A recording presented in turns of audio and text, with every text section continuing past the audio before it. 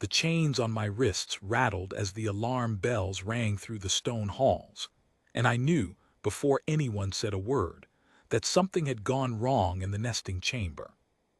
My name is Eli, and I am the last known human in the Dracathi Empire. For 6 years I have lived inside these walls, not as a guest, but as a kept thing, a curiosity behind iron bars, brought out only when the elders wanted to remind their people what they believed they had destroyed. I was dragged from my cell that night by 2 guards who did not explain why.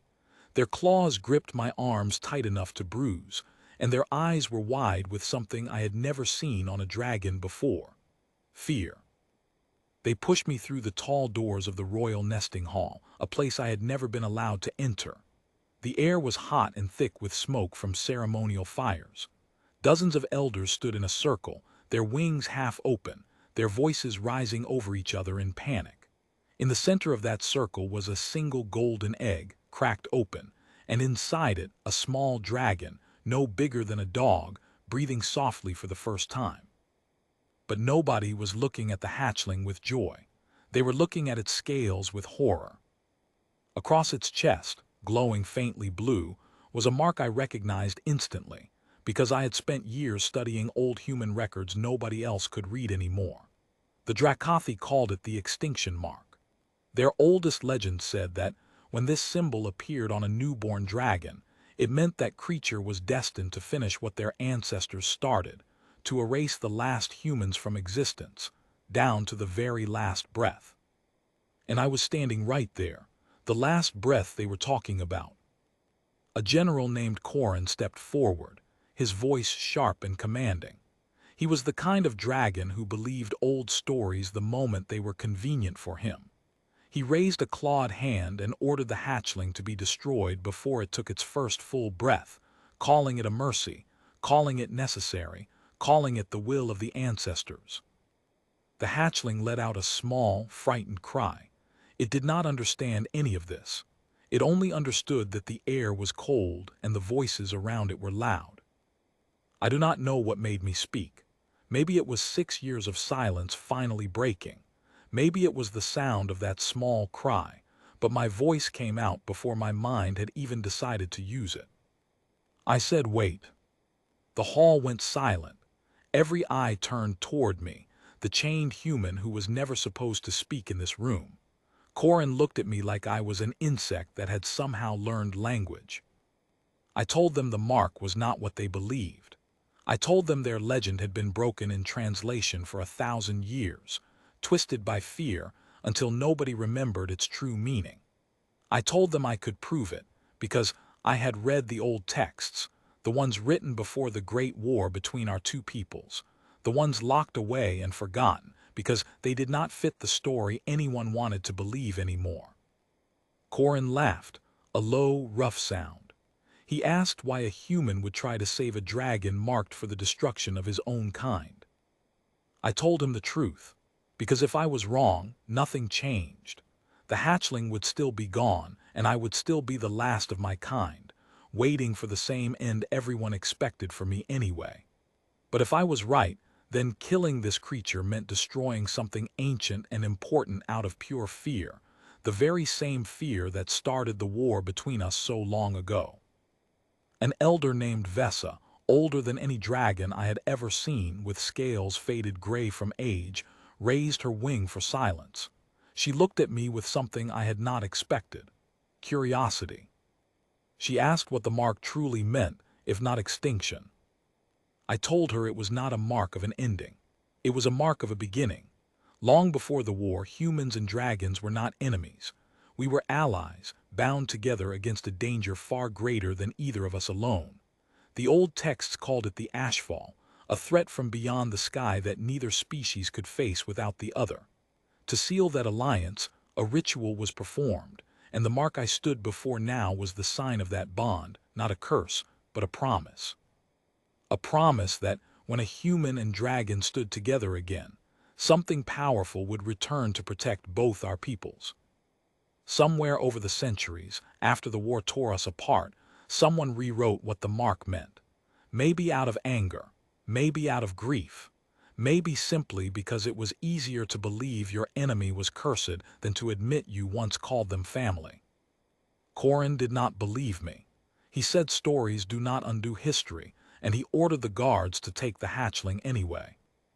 I did the only thing I could think of.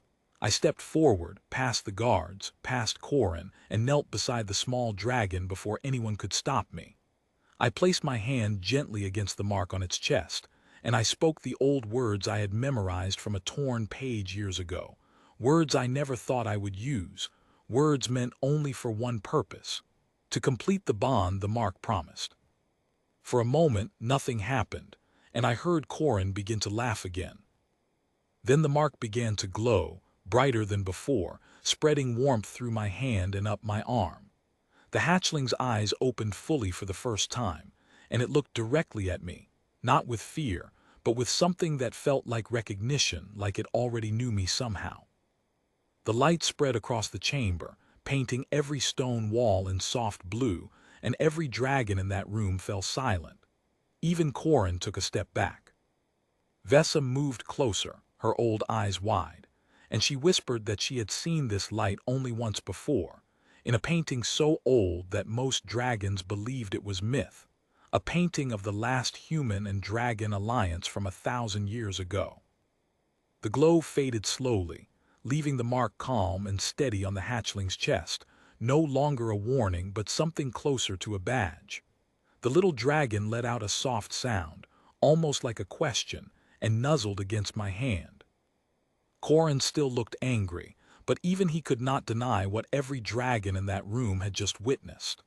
An old power had returned, and it had chosen me, the last human and this newborn dragon, to carry it forward. Vesa spoke to the hall, her voice steady despite her age. She said the elders had been wrong for generations, mistaking an old promise for a threat, and that fear had blinded them to the truth written plainly in their own history if only someone had bothered to look. She said the mark was never meant to end anything. It was meant to begin something new, exactly when both our peoples needed it most. I stood there holding the small dragon, feeling its heartbeat against my palm, steady and calm despite the chaos around us. It had been born into fear and judgment, marked as a monster before it ever took a full breath, and yet none of that seemed to touch it. It simply looked up at me with curious eyes, as if the entire world had just become something worth exploring. Corin left the chamber without another word, his wings stiff with anger he could not express in front of the elders. I did not blame him. Beliefs held for centuries do not disappear in a single night, even when proven wrong in front of everyone. Vesa approached me slowly and asked what I planned to name the hatchling, since by old law, the one who completed the bonding rite earned that right. I looked down at the little dragon, still pressed gently against my hand, and thought of every human name lost to time, every person who never got the chance to see a moment like this. I chose a name meant to honor a beginning rather than an ending. I named him Rowan, after the old trees that were said to protect travelers from harm in stories my grandmother once told me, back when there were still enough humans left to tell stories at all. Rowan made a small, happy sound at the name, as if he understood, and pressed his tiny head against my chest. Vesa told me that from this night forward I would no longer be kept in chains, no longer treated as a specimen behind bars. The bond marked me as something else now, something the Drakathi had not seen in 1,000 years. A partner. I will not pretend every dragon in that hall accepted this easily. Many still watched me with suspicion, unsure what to make of a human who had just rewritten a legend they built their entire worldview around. But suspicion is not the same as hatred, and for the first time in 6 years, I felt something other than fear settle into my chest. As the guards unlocked the chains from my wrists, I looked down at Rowan, sleeping peacefully now against my arm, completely unaware of the storm he had already survived before his first hour of life had even ended. I thought about how strange it was that the last human alive did not survive by hiding, or fighting, or begging for mercy. I survived because I remembered something everyone else had chosen to forget, a truth buried under fear and centuries of retelling, waiting patiently for someone willing to read the old pages nobody else cared to open anymore. The mark on Rowan's chest was never meant to be the end of humanity. It was meant to be the moment both our peoples remembered who we used to be before fear rewrote our story. And as I walked out of that hall, no longer in chains, carrying the first dragon born under a rediscovered truth, I understood that history is never truly finished. It only waits for someone brave enough, or perhaps simply stubborn enough, to turn the page back and read it correctly.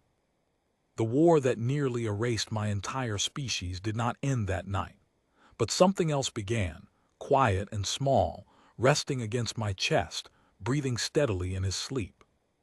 A beginning neither of our peoples expected, born from a mark everyone feared, but nobody truly understood until now.